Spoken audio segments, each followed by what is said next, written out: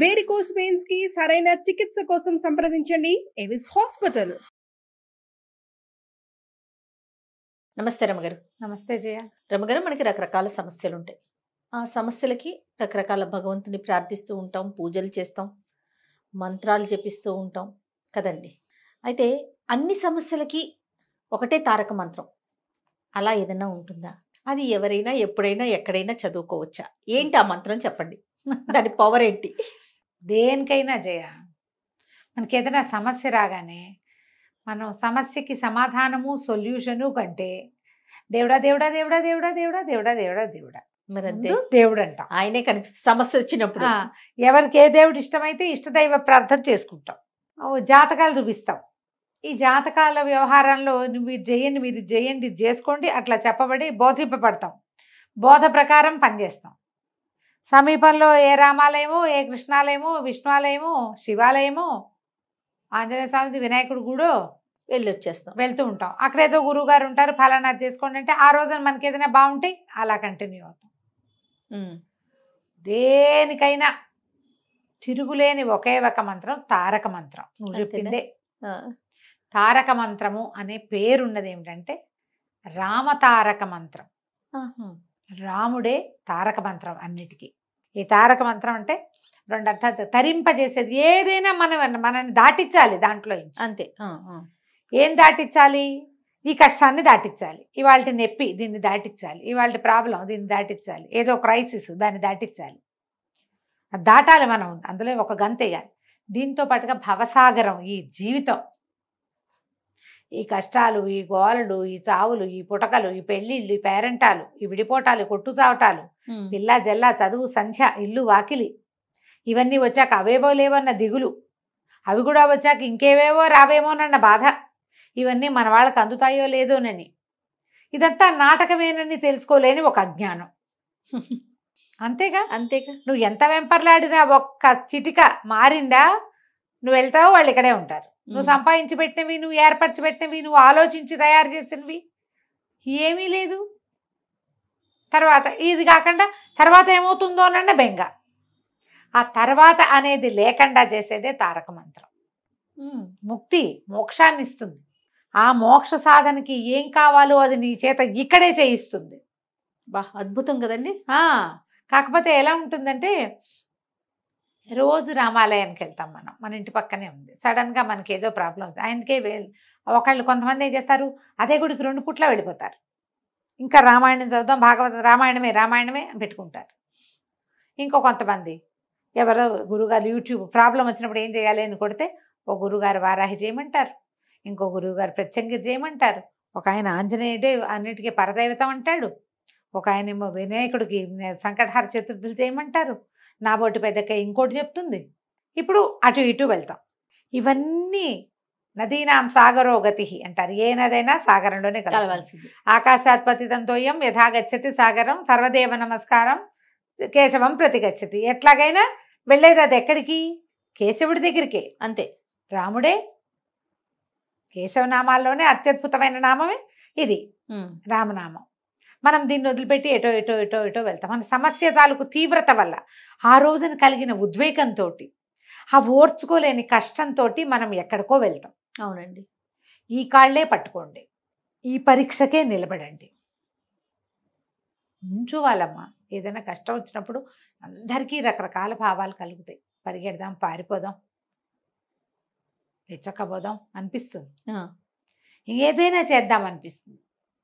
మనం ఏది చేస్తున్నామో అది చాలదని ఇంకో దానికి వెళ్ళకూడదు. ఇది చేస్తూ అది కూడా చేసుకోవచ్చు, ఇది మానేసి అది చేయకూడదు. ప్రధానంగా మనం చేసేదే ఆ పని రమగారు. ఇది మానేసి దానికి వెళ్తాం, అలా చేయకూడదు. నీ నిత్యార్చన ఏదైతే ఉందో, నువ్వు చిన్నతనం నుంచి నీ ఆస్థ దేని మీద ఉందో అది పట్టుకుని ఇంకో కొమ్మ కూడా పట్టుకో. ఈ వదిలేసి ఇంకో కొమ్మకి వెళ్ళొద్దు. మనం చిన్నప్పటి నుంచి గుర్తు చేసుకో జయ. అసలు నేను ఎవరైనా ఇదే మాట ఆవలిస్తా, రామా అంట, చిటికేస్తూ రామా అంటాం. ఏదైనా పడిపోతే అయ్యో రామా అంటాం. దాన్ని ఎక్కువసార్లను రామ రామ ఎంత పని జరిగింది, అంతేనా? అవును, మనకు తెలియకనే ఎట్లా అలవాటు చేశారు జయ మనకి దాన్ని. అవును రమ్య గారు. ఏమిటి కృష్ణ అనం అంతగా, ఉమ్, అంత కృష్ణుడు అంత రాడు మన దగ్గరికి, వస్తాడు పిలిస్తే, పిలకపోతే రాడు. ఉమ్, ఈ రామానది నువ్వు పిలవక్కర్లా, నువ్వు ఏదో రకంగా అనుకుంటూ కూడా వచ్చేస్తాడు. ఉంటాడు నీతోటి. ఆ రామ అనగానే ఆంజనేయ స్వామి ఎక్కడన్నా తయారైపోతాడు, ఇక్కడ ఉంటాడు మనకు సహాయంగా. అది ఎంత ప్రత్యేకమైన విషయం కదా. అంతే. సులువుగా చేయగలిగేది, ఎప్పుడు నోటి మీద ఉంచుకోగలిగేది, అలాంటిదే తారక మంత్రం. శ్రీరామ జయ రామ జయ జయ రామ అని చెప్తారు. నువ్వు ఎన్ని వందల సార్లు, వేల సార్లు, లక్ష సార్లు, కోట్ల సార్లు చేసుకో, నీకు మంచిది.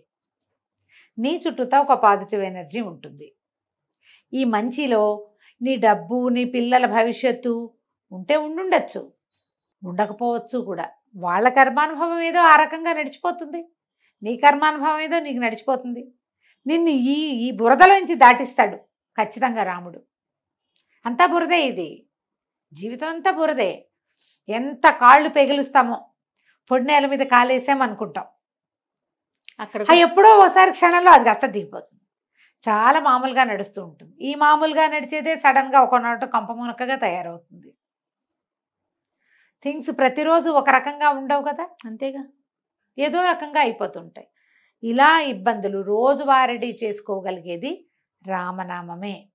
ఏదైనా ఫస్ట్ రాయాలంటే శ్రీరామ రాసుకోవటం, రాముణ్ణి తలుచుకోవటం. ఏదైనా శ్లోకాలు కుదిరితే వైదేహి సహితం సురద్రుమతలే హైమే మహామండపే, అట్లా మంచి శ్లోకాలు ఏవైనా, ఆపదామ భర్తారం దాతారం సర్వసంపదాం, ఇలాంటిది ఒక శ్లోకము చేసుకోవచ్చు. శ్లోకాలు అవి మీ అవగాహన, ఆసక్తి, నోరు పట్టటము, అంతే అలవాటు చేసుకోవటము. రామ అంటానికి ఏం పట్టాలమ్మా, నోరు పెద్ద అక్కర్లేదు. అసలు చిన్న పిల్లలకి మాటలు వచ్చిన ప్రతి పిల్లకి కూడా మనం నేర్పించేస్తాం. దుర్భాషలు ఆడేటప్పుడు రాముడిని తలుచుకోండి, ఎవరినైనా తిట్టాలి, అప్పుడు కూడా రాముడిని తెండి మధ్యలోకి. ఆ రాముడు నీకు బుద్ధి అయినా పెట్టాడు కదేమిట్రా అని, నీకు బుద్ధి లేదనుకుంటా, రాముడు నీకు బుద్ధి పెట్టలేదని చెప్పండి, పెడతాడు వాడికి కూడా బుద్ధి, రాముడు పెడతాడు ఖచ్చితంగా. ఎవరైనా లైన్లోకి రావాల్సిందే. మనం వాల్మీకి కథ చెప్పుకుంటామా జయ, ఆయన బోయేవాడుగా ఉన్నాడు. అవును, ఈ రామంత్రాన్ని ఆయనకి రామ ఇవ్వకుండా మరా అని తిరగేసి ఇచ్చారని చెప్తారు కథ. అలాగో లేదా తారక మంత్రోపదేశమే జరిగిందేమో ఆయన అదృష్టానికి. 2 పుకిటి పురాణాలు, రకరకాల కథలు జరుగుతాయి. ఆయన రామనామాన్ని పట్టుకుని నారదుల వారితో మాట్లాడాడు, బ్రహ్మదేవుడితో మాట్లాడాడు, రామాయణాన్ని కంటితో చూసి మనకు అందించాడు. ఇప్పటికీ వాల్మీకి లేదే రాముడే లేడు మన. అది వాల్మీకి లేకపోతే రాముడు లేడు, అంతే కదా. మరి ఎలా వచ్చింది వాల్మీకి? అది రాముడి వల్లే వచ్చింది, అవునా? ఇలా ఆలోచించండి, చక్కగా రామ అనుకోండి. అది మిమ్మల్ని చాలా సమస్యల నుంచి రామనామం రక్షిస్తుంది. రాముడు మీ వెంట, మీ తోడుగా ఉంటాడు. ఎన్నిట్లలో అయినా, ఏ విషయంలో అయినా సరే ఈ రామ మంత్రం ఆ చిన్న స్వల్పాక్షరాలతో కనపడేది ఎంత పెద్ద సమస్య నుంచి అయినా మనని దాటించేస్తుంది. ఇప్పుడు కొన్ని సమస్యలు మనకి సంబంధం ఉండొస్తాయి, కొన్ని మనకి సంబంధం లేకుండా వస్తాయి, మన నెత్తి మీద పడిపోతాయి. ప్రమాదాలు, మరణాలు, విపత్కర పరిస్థితులు, తర్వాత వాతావరణ ఇబ్బందుల వల్ల కలిగేవి చెప్పలేం కదా. అవును, వాటన్నిట్లలోకి ఇప్పుడు ఆ సమస్య రాకుండా ఎందుకు ఆపడు రాముడు అని అడగకూడదు. మనం సమస్య రావాలి, ఇక్కడ ఉంది, రాసుకొచ్చాం, మనం మోసుకొచ్చుకున్నాం. మన సద్ది మూట మనమే మోయాలి. ఆ సద్ది మూట మోయిస్తేటప్పుడు నీకు నొప్పి లేకుండా ఉంచుతాడు రాముడు. మనమే చేసుకోవాలి కదమ్మా, అంతేగా. ప్రతి వాళ్ళు ముందు రాసుకొస్తారు, అది మోసుకోవాల్సిందే. నీ బరువు నీకు తప్పదు. నిన్ను ఆ బరువు మోస్తున్నాననే కష్టం తెలియకుండా ఉంచటం ఇంపార్టెంట్. నువ్వు ఉండాలి, అది ఆ ఉండేందుకు సాధనమే రామ మంత్రం. ఇంకొకసారి మంత్రం చెప్పండి రమ్మగారు. ఏమీ లేదు, శ్రీరామ జయ రామ జయ జయ రామ ఇలా చెప్పుకోండి. మంత్రోపదేశం ఉండి, గురుపదేశం ఉండి, ఎవరైనా గురువుగారు ఉండి మనకి తారక మంత్రాన్ని ఉపదేశం చేస్తే ఇంకా అద్భుతమైన ఫలితం వస్తుంది. దీనికి ఏముంది జయ, మనం శ్రీరామనామం రాసుకోవచ్చు, రోజు రామకోటి రాస్తాం కదా, దానికి ఉపదేశం అక్కర్లా. చిన్న పిల్లల దగ్గర నుంచి పెద్దవాళ్ళ దాకా అందరూ రాసుకోవచ్చా? సహస్రనామాలు చదువుకుంటాం. శ్రీరామ రామ రామేతి రమే రామే మనోరమే సహస్రనామ తత్తుల్యం రామనామ వరాననే. రామనామం వరాననే అంటారు, నామం అనకూడదు. రామనామ వరాననే పార్వతీదేవికి పరమేశ్వరుడు చెప్పాడు. ఈ సహస్రనామానికి తుల్యమైనది రామనామము. శ్రీరామ శ్రీరామ శ్రీరామ శ్రీరామ అనుకోండి, శ్రీరామ అనుకోండి. ఎవరైనా పిల్లలు దండం పెడితే శ్రీరామ అని దీవించాలి. అలా అలవాటు చేసుకోండి. అది మీతో పాటు ఉంటుంది. సమస్యలు రాకుండా ఉండవమ్మా. జీవితం మనం మనుషులం, సమస్యలతోటే ఉంటాం మనం. దాన్ని దాటటానికి నీకు ధైర్యాన్ని, దాటేందుకు నీకు ఎవరినైనా తోడుని భగవంతుడు అరేంజ్ చేస్తాడు. అది చాలు, అది చాలు. రాముడిని పట్టుకుంటే మొత్తం అన్ని సమస్యలకి మూలం జీవితం, ఎస్, బతుకు, పుటక. దీన్ని కూడా ఆయన దాటించగలడు. ఇట్లా ఆలోచించి సమీపంలో ఉన్న రామాలయానికి వెళ్ళడం అలవాటు చేసుకోండి. రోజు కాసిన రామనామాన్ని రాసుకోవటం, పుస్తకాలు లేవు శ్రీరామ్ కోటి రాయటం, అవన్నీ రాయటం నాకు ఇష్టం లేదండి. చేతిలో రాసుకోండి.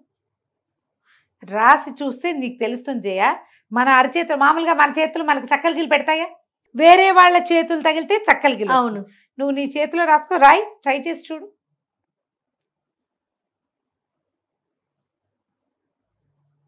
వేలు కదులుతుంటే ఎలా ఉంది? చేతిలో రాస్తుంటే ఒకలాంటి ఫీలింగ్, జిల్లు అంటుంది. అది ఫీల్ అవ్వాలి. చేతిలో రాసుకోండి. ఏం తోచలేదు, ఏం చేయాలో తెలియలేదు, శ్రీరామ రాయండి. ఏం చేయాలో తోచిస్తుంది, ఇది నీకు తోచేలాగా చేస్తుంది. మీరు నమ్మాలి అంతే. అది ఏదైనా చేయ. ఇప్పుడు నువ్వు నా మాట నువ్వు ఎందుకు నమ్ముతావు? నువ్వు నమ్ముతున్నావు కాబట్టి. అంతేనా? అంతేనా? ఈ జిల్లు అనే ఫీలింగ్ ఇప్పుడు నేను రాస్తున్నానా, నాకు అరచేతిలో ఇలా ఇలా ఇలా టింగ్లింగ్ గా ఉంటుంది. అవును. నువ్వు ఇంకేదైనా రాయి, అంత ఉండదు, ఏదో కొంచెం ఉంటుంది. శ్రీరామకి ఎక్కువ ఉంటుంది. చేతిలో రాసుకోండి. కుదిరితే ఎక్కడైనా పుస్తకాల్లో రాయండి. రామనామం తలుచుకోండి. చాలా సమస్యలకి మీకే సమాధానం స్ఫురిస్తుంది. జై హింద్. నమస్తే రమ్య. నమస్తే జయ.